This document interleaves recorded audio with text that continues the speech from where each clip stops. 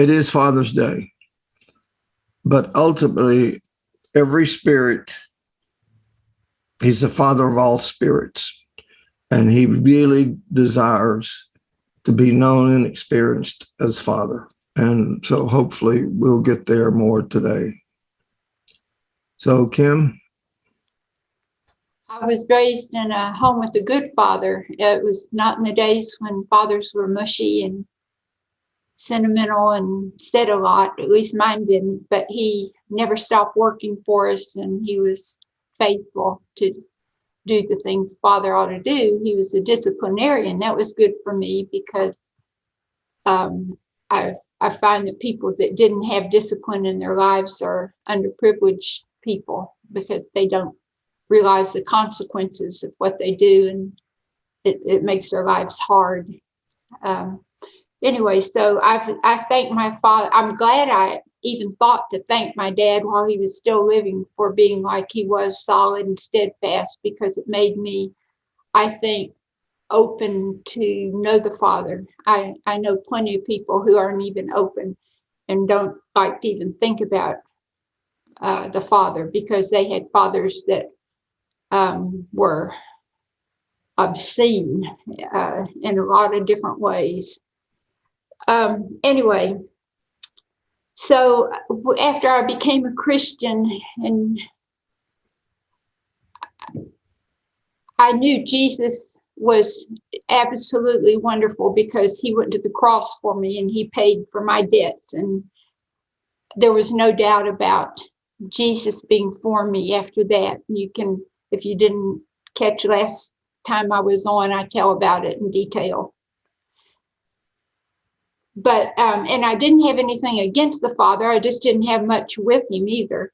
So I remember praying, not begging or being persistent, but just praying to know the Father better. And lo and behold, I had my second vision ever. One who had never believed in visions, but when I got saved, I had one. I told you about that before, but I had another vision. I believe this is right. I believe I've only had two in my life, so you will be in on both of them when I tell you.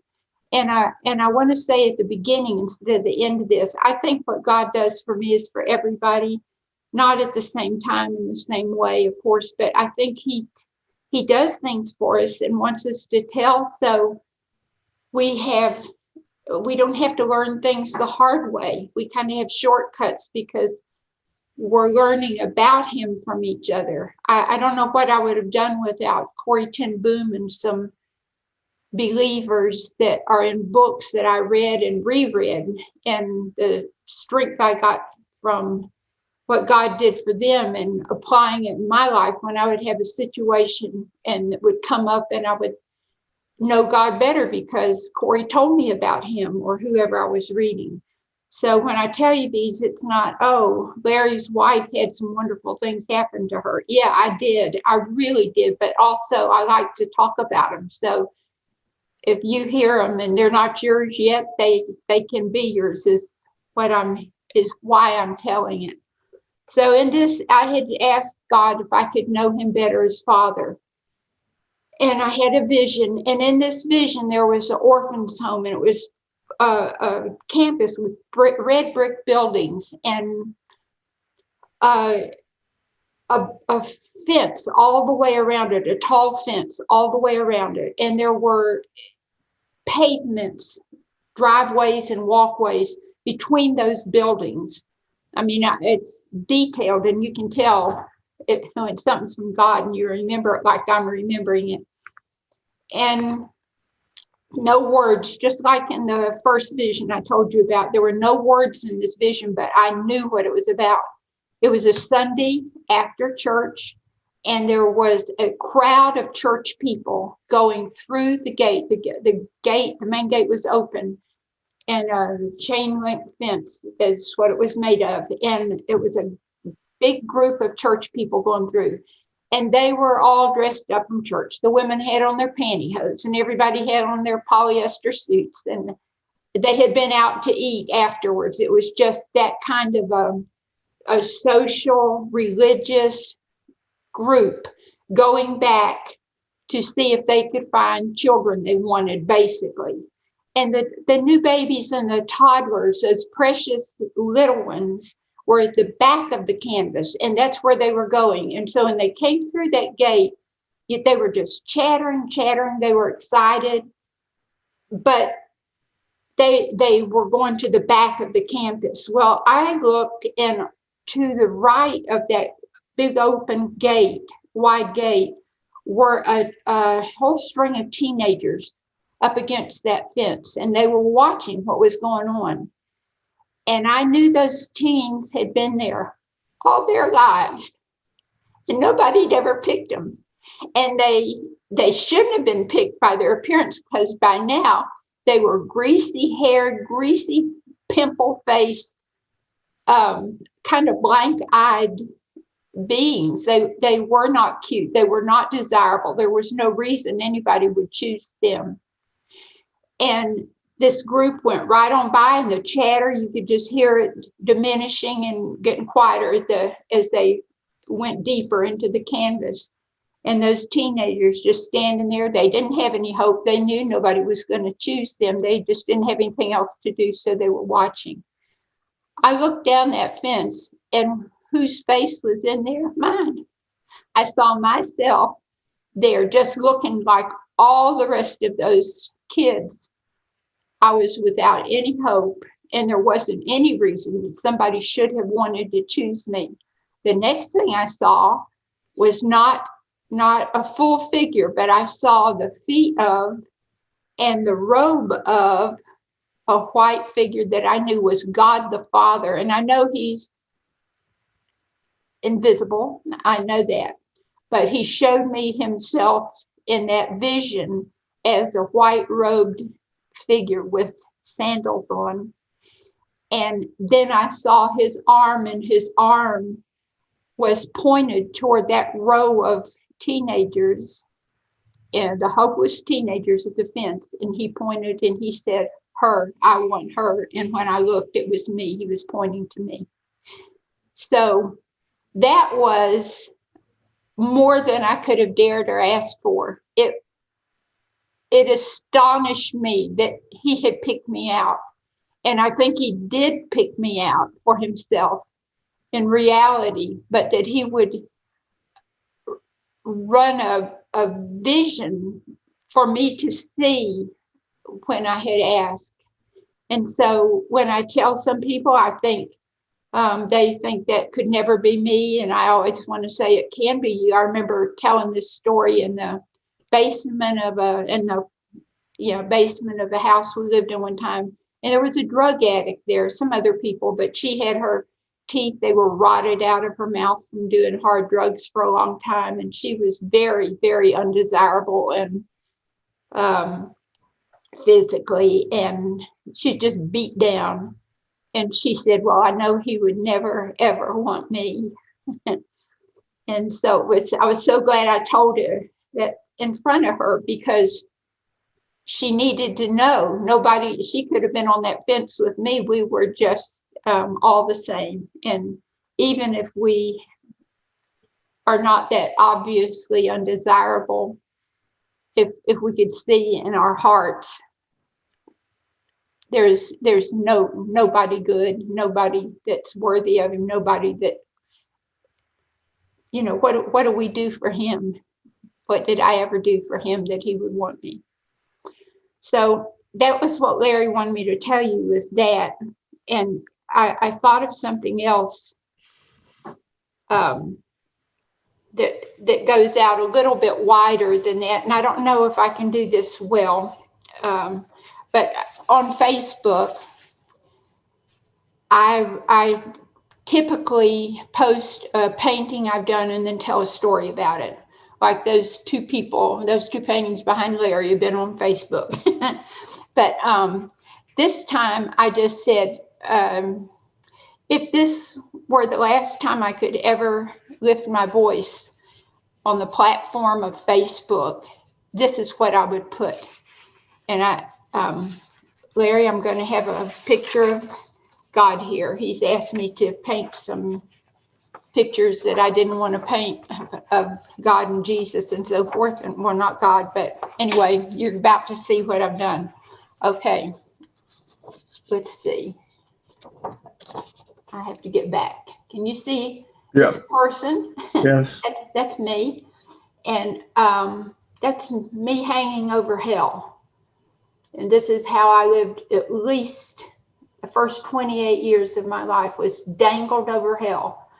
I could feel the flames. And I should have. I didn't have anybody telling me that I could be redeemed from hell, from something else someone else did, from something someone else did. I thought I had to do it. And I just couldn't keep being good. I could be good for a minute maybe, and and then I'd have terrible thoughts. And if I thought I was good and I look back, I could see my motives they stunk. So I could not save myself. Okay, so that was first. Then the story that I told last time about Jesus coming to me after he showed me my need for him, Jesus coming to me and what he did for me in the cross. And this is a picture of me laying, that's a hand. I should label it, but that's a hand. I'm laying in that hand. I'm resting in that hand. I'm so good in that hand. I had assurance after that. But this is, in reality, some more of my life and yours too. And those aren't flames. They look about the same as that first picture. This is a free fall into the trials and tribulations that come our way. We do not know what the heck is coming next. We do not know how to get out of it. We do not understand why in the world he would give it to us.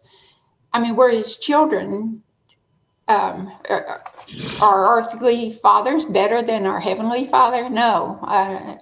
Our heavenly Father, though, knows what we need, and our faith's got to grow. And so if you ever read Philip's New Testament, which I highly, highly recommend, that version, J.B. Phillips, he says to welcome trials and tribulations as old friends. And I know to do that. I don't do it every single time, but I know to do that, because how is my faith going to get stronger if I don't ever have to exercise it? How can I ever bring honor to him if everything's easy and I don't have to believe for him when things are ridiculously impossible and hard and hurtful?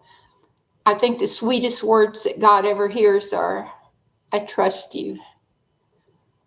Might not can say anything else, but I trust you. And I think he loves to hear that. And he never gives us something that we can't say that in, because the thing before that we had and the thing before that made us stronger and stronger. And we see more and more of his faithfulness, because he's never, ever let us down. He may not have answered yet, or answered certainly like we want, because we're so foolish and have such, this earth life is like our horizon sometimes, and it's nothing. It's not even a dot on a line around the globe. It's not anything compared to eternity, and yet we want it.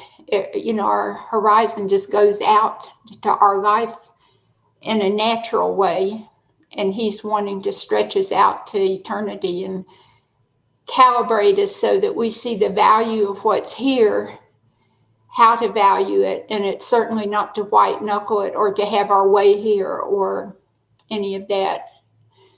It's I think the first thing he does when he gets us is begin to change our perspective, and it's so helpful when he does let us see things like he sees it, because we are natural people, and we've got to become children that are fit to sit beside him and actually rule with him, not just go to heaven and fly around, lay around. No, we're going to rule with him. I don't know what that looks like. I can't rule myself. Okay, here's the last picture, and this will loop us back into fatherhood. Jesus was not a jealous older brother. He is not. He came to take us home. He takes us by the hand and takes us home. He wants us to know his father like he knows his father. And he had to trust his father too. They had a plan when he came, but Jesus had to do hard things knowing his Father would keep his part of the plan even after his Father crushed him. He had to trust his Father to raise him up. And Jesus didn't get up by himself. God woke him up and Jesus got up, is the way I read it if I go to the Greek. But he had to trust his Father after his Father has just been his executioner. That's in Isaiah 53, if you want to read about that. It's shocking to most people. So people trust Jesus more than they do God, maybe when they hear that. But it was all for us. Every bit of it was for us, and they both agreed to it. Okay, here's the last picture of here's my portrait of God the Father there. That's him. That's him on his throne. That's me just laying my head in his lap. We don't even have to talk. Larry said something about showing you the desk. If you look behind me, next to the front door, between the stairs and near the front door, there's my desk. Between 5 and 7, I'm the 5 o'clock hour, sometime, and 7 o'clock, I'm there in the mornings. And it's the sweetest place. It's my sweet spot. It's the sweetest place on the earth for me. It's the sweetest time of the day for me, meeting with the sweetest person in my life. And I have hard things, but he's so faithful in those hard things, so near that, and I know he sent him. He doesn't allow anything to come to me that hasn't been okayed by him, if he didn't maybe even send it himself. So anyway, I hope somebody needed to hear this. If you know more about it than I do, then be sure and send me a text. I want to know all I can know.